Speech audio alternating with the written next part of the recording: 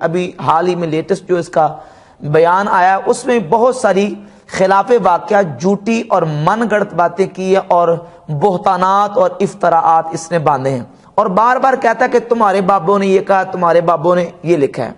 حالانکہ جن بزرگوں کی، جن بابوں کی یہ بات کر رہا ہے نا، وہ شخصیات ہیں کہ امت مسلمہ ان کو اپنا بزرگ اور بابے مانتی ہیں۔ اگر یہ انکار کرتا تو اس سے کوئی بعید نہیں ہے۔ سیدنا باعث بستامی کا اگر یہ انکار کر رہا ہے نا، یا داتا صاحب رحمۃ اللہ کا انکار کرتا ہے، تو اس سے کوئی بعید نہیں ہے کہ یہ ابھی تو کہتا نا میرے سیاستہ والے بابے ہیں، یہ کل کو سیاستہ سے بھاگے گا۔ اور یہاں تک کہ اس کے بیانات بدلتے رہتے ہیں، کبھی تو صحابہ اکرام علیہ رضوان تک کو اپنا بزرگ تسلیم نہیں کرتا، کہتا صرف ایک ہی بزرگ ہے، نبی کریم صلی اللہ علیہ وسلم کی ذات اقدس۔ تو اس سے کوئی بعید نہیں ہے۔ میں یہ بتانا چاہتا ہوں کہ جن شخصیات پر یہ تبرہ کرتا ہے اور ان کے بارے میں بالخصوص سیدنا باعث بستامی رحمۃ اللہ، حضرت فرید الدین عطار رحمۃ اللہ کے بارے میں بکواس کرتے، بونکتے اور بے حیا، نعوذ باللہ، اس طرح کے بازاری اور سوقیانہ الفاظ اس نے استعمال کیے ہیں، وہ شخصیات کون ہیں؟ جو امت مسلمہ کے ہاں مسلمہ شخصیات ہیں۔ اگر ان کا دفاع کرنا اور ان کو رحمت اللہ کہنا، ان کو اللہ کا ولی ماننا، یہ نعوذ باللہ بے حیائی ہے اور الیاذ باللہ تعالیٰ یہ گمراہی ہے، تو پھر میں ابھی آپ کے سامنے نام گنتا ہوں اور آپ کو حوالے پیش کرتا ہوں کہ کن کن لوگوں نے ان شخصیات کو امت کی مسلمہ اور مقتدر شخصیات تسلیم کی ہے۔ ابن تیمیہ جیسے ان کے مسلمہ جو پیشوا ہے، ان کے غیر مقلدین کے امام و پیشوا ہیں، ابن تیمیہ نے سیدنا باعث بستامی رحمۃ اللہ کی تعریفیں کی۔ یہ حافظ ابن کثیر کی کتاب البدایہ و نہایہ، اس کی جلد نمبر 11 صفحہ نمبر 41 پر حافظ ابن کثیر نے سیدنا باعث بستامی کا ذکر کیا اور کہا احد مشایخ صوفیہ، یعنی صوفیہ میں سے بہت بڑے مشایخ، اور وَلَهُ مقامات و مجاہدات مشہورہ و کرامات ظاہرہ، ان کا بڑا بلند مقام ہے اور ان کے بہت مشہور مجاہدے ہیں اور ان کی کرامتیں ظاہر ہیں۔ اسی طرح یہ دیکھیں غیر مقلد وہابی مولوی ہے عبداللہ محدث روپڑی، اپنی کتاب فتاوی اہل حدیث کی پہلی جلد کے صفحہ نمبر 52 پہ لکھتا ہے شیخ ابو یزید بستامی رحمۃ اللہ علیہ، جو مشائخ میں سلطان العارفین کے لقب سے پکارے جاتے ہیں، یعنی غیر مقلدین بھی ان کو اپنا مسلمہ شخصیت مانتے ہیں اور ان کو سلطان العارفین کہتے ہیں۔ یہ حافظ ذہبی کی کتاب ہے سیر اعلام النبلاء۔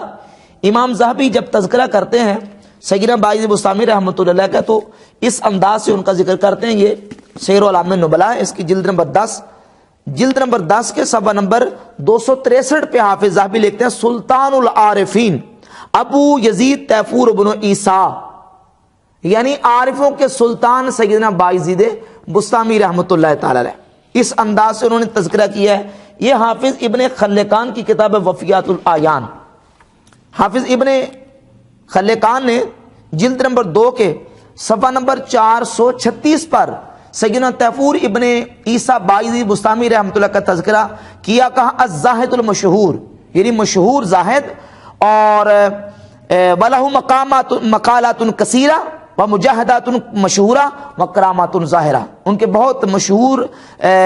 مقالات ہیں اور ان کی جو مجاہدے مشہور ہیں اور بہت سارے ان کے مقالات ہیں اور ان کی کرامتیں ظاہر ہیں۔ اس انداز سے حافظ ابن خلقان نے سیدنا باعث بستامی رحمۃ اللہ کا تذکرہ کیا ہے۔ امام ابن الجوزی نے اپنی کتاب صفت الصفوہ میں بستام کے 2 چنے ہوئے بزرگوں کا ذکر کیا ہے، 2 اللہ کے ولیوں کا ذکر کیا، ذکر المصطفین من اہل بستام کے 2 چنے ہوئے برگزیدہ ہستیوں کا ذکر، ان میں سے پہلا ذکر سیدنا باعث بستامی رحمۃ اللہ کا کرتے ہیں، اور ان کا پورا تذکرہ انہوں نے 1، 2، 3 اور 3.5 صفحات پر سیدنا باعث بستامی رحمۃ اللہ کا تذکرہ کیا۔ یہ امام ابو نعیم اصفہانی کی کتاب حلیۃ الاولیاء، حلیۃ الاولیاء کی جلد نمبر 10 صفحہ نمبر 34 پر تقریباً 3.5 سطروں میں صرف سیدنا باعث بستامی رحمۃ اللہ کے القابات ذکر کیے ہیں۔ حافظ ابو نعیم اصفہانی المتوفی 430 ہجری، انہوں نے 3.5 سطروں میں تقریباً 15 کے قریب القابات سیدنا باعث بستامی رحمۃ اللہ کے ذکر کیے ہیں، اور کہا اشارتہ ہائنہ و عبارتہ کامنہ لعارفیہا دامنہ ولمنکریہا فاتنہ،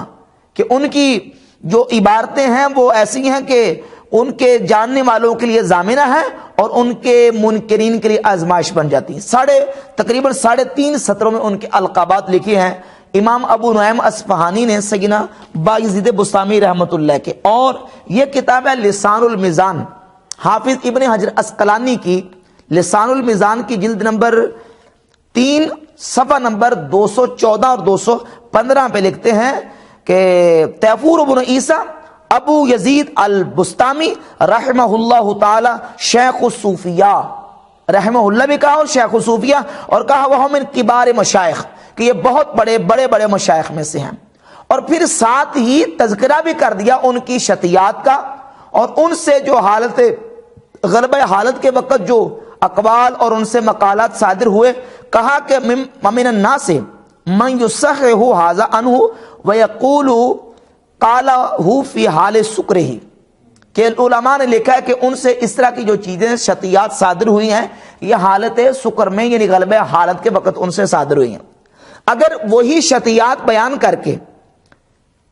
حضرت شیخ فرید الدین عطار رحمۃ اللہ علیہ ان کی توجیہ بیان کریں اور ان کی کچھ توضیح بیان کریں تو یہ کہتا ہے کہ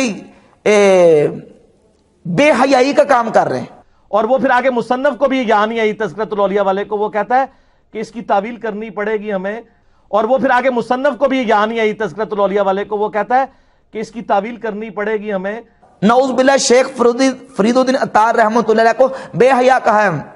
مرزا نے۔ اگر فرید الدین عطار رحمۃ اللہ علیہ یہ بات کریں تو وہ نعوذ باللہ بے حیا ہے الیاذ باللہ، تو پھر امام ابن حجر عسقلانی کے بارے میں کیا کہو گے، اور امام ذہبی کے بارے میں کیا کہو گے؟ امام ذہبی نے تو یہاں سیر اعلام النبلاء کی جلد نمبر 10 کے صفحہ نمبر 264 پہ لکھا ہے انہو قالہا فی حال الدہشت والسکر، کہ انہوں نے یہ حالت دہشت و سکر میں کلمات کہے، والغیبت والمحو فیتوی ولا یحتج بہا، سبحانی ما آدم شانی وغیرہ کے جو کلمات ہیں انہوں نے حالت دہشت و سکر اور غیبت و محو میں کہے ہیں، فیتوی کہتے ہیں ان کو لپیٹ دیا جائے گا، ولا یحتج بہا ان سے احتجاج نہیں کیا جائے گا، ان کو دلیل کے طور پر پیش نہیں کیا جائے گا۔ اور سلطان العارفین بھی کہا یحکیٰ عنہ فی الشد اشیاء منہا ما لا یصح، کہتے کچھ ایسی بھی چیزیں ان سے حکایت کی جاتی ہیں کہ جو صحیح نہیں ہیں۔ تو اگر ان کا دفاع کرنے والے اور ان کو ولی اللہ ماننے والے اور ان کو اپنا بزرگ ماننے والے وہ بے حیا ہیں، تو ان سارے محدثین کے بارے میں مرزا اپنی زبان کیا کھولے گا؟ تو اس طرح کی واہیات قسم کی اور بے حیائی پہ مبنی باتیں مرزا نے ان اولیاء اللہ کے بارے میں بکواس کرتے ہیں، بونکتے ہیں اور بے حیا ہے نعوذ باللہ، اس طرح کے سوکیان اور بازاری الفاظ جو ہیں ان کے لیے استعمال کیے ہیں۔